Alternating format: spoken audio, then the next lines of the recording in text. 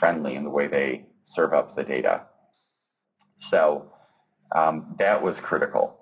And then just over a year ago, we really started to deliver on a consistent basis measures on the learning function to firm leaders, to our team leaders, and to our clients. And so we've really gotten some traction now that we've been doing it for a year. And what I want to do is actually give you several examples of what we present, give you pictures of how we present it.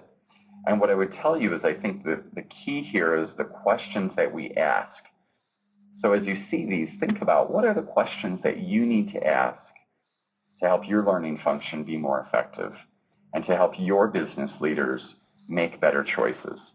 And as you see the initial answers, it's going to help you refine your questions and refine the data that you're getting at. So you've probably seen some of these examples before. Some you may not have, but let's dive right in and take a look at some of these questions. So do we have the appropriate delivery channel mix? And there's a lot of ways you could answer that question. For us, one of the ways we look at it is the breakdown of our continuing education credits, or CPE, by delivery channel. And so you can see that we've started to trend over the last 3 years, and this shows you our first 6 months of FY10, and it compares those first 6 months to the first 6 months of the previous 2 years, so apples to apples in terms of time. And our trend is definitely less face-to-face, more virtual, and more self-study. And we would expect that, and it's consistent with what we've seen, but we're actually able to demonstrate a real trend in that direction.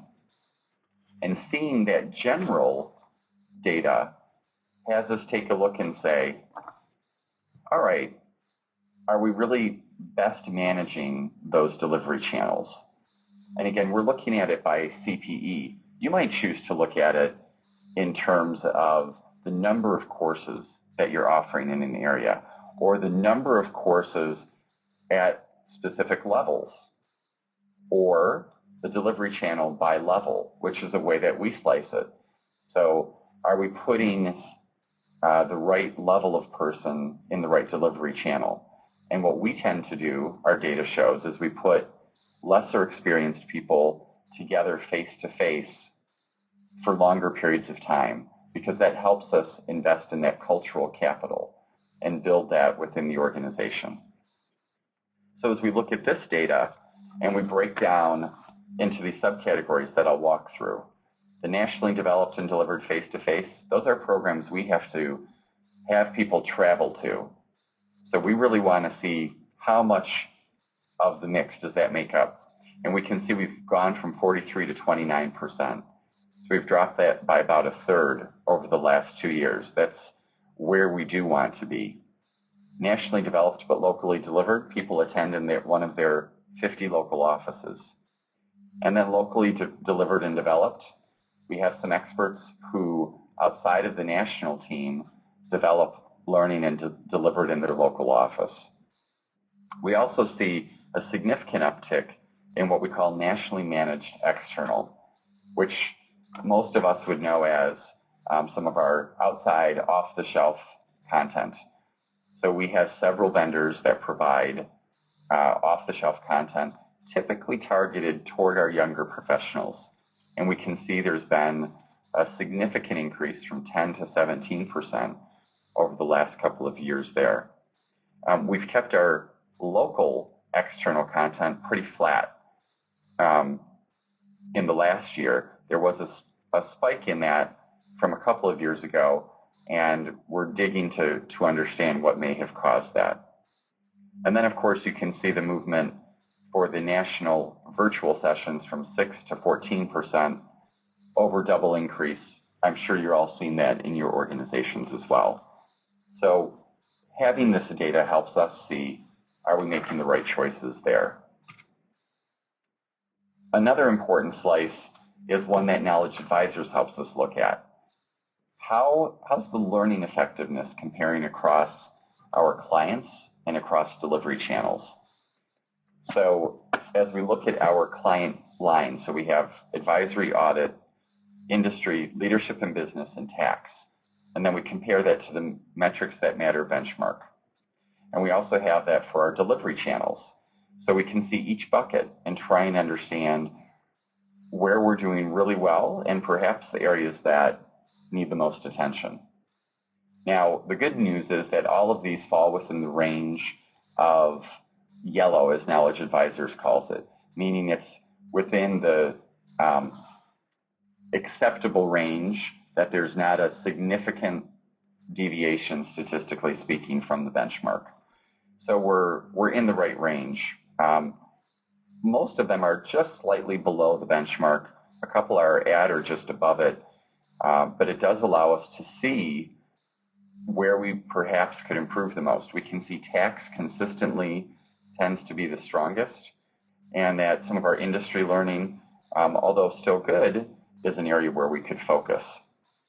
And we can also see that, surprising to me, our self-study courses are right on par, and in some cases even higher than our other delivery channels. We can drill down and see which courses help, but it's an important comparison, because as we shifted away from face-to-face learning, we need to make sure that the learning effectiveness isn't decreasing. And this data at a high level tells us that, generally speaking, it's not, and in some cases self-study or virtual programs are as effective or perhaps more effective. So is our content mix the right mix for people's needs? And again, we're looking at this by the amount of credits we've issued. And one important trend to note here relates to technical content. With all of the other tools available, wikis and blogs and other less formal channels, we have the ability to deliver technical, which in our case relates to accounting content, not technological content, to deliver that now in ways that we didn't have available before. We also have a new knowledge management platform that we launched just under a year ago that has made that content even more accessible. And so we've seen a decrease in the formal credits issued for technical learning, and it does relate to those informal channels becoming more available. As a result, we're actually issuing somewhat fewer credits, about 15% fewer credits. And so leadership, the amount of credits has stayed flat, but it's a higher percentage now of the credits that are being issued. So we can see an increase there. We also see a slight increase in industry, going from 3 to 5%. That's a reflection of our firm really wanting to focus even more on the industry knowledge of our professionals, so that as they're serving clients, they can make sure that they've got the right industry expertise to do that. Just a couple more examples that I think could be relevant to you. Support tools. And actually, I'm curious, if you want to raise your hands for this, for those of you that can locate the hand button, how many of you are current Knowledge Advisors clients? I'd be interested to see how many of you are current Knowledge Advisors clients. Go ahead and raise your hands. Not sure if you're all able to see that. And Eric, could you tell them specifically where they should look to raise their hands? Should be close to their attendee panel. All right. So take a look at that. And this chart comes right from Knowledge Advisors and the dashboard we use. And what it told us as you look at this is we're in the statistically acceptable range, except for support tools. And we wanted to highlight this with leadership, because support tools means the managers are providing guidance before and after the program, and the materials are helping support the transfer of knowledge to the workplace. And this really demonstrated that we need to work on this. And so it's a great opportunity for improvement. As learning professionals, we know manager involvement helps transfer learning to the workplace. And the data confirm that, and really has helped in some cases to get our leaders' attention, that we do need to focus on that. A couple more quick examples.